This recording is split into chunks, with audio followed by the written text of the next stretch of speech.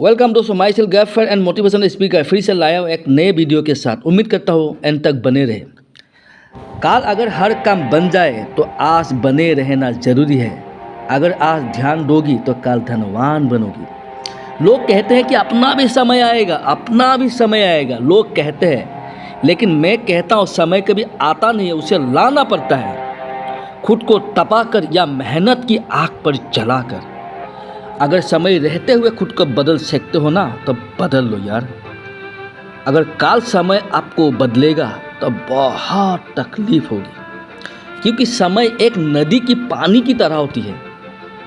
एक ही पानी को हम दोबारा कभी भी छू नहीं सकते।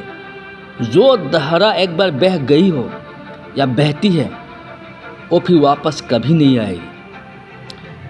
सो don't waste your time, always invest your time. Hope you like that video. Thank you and good night.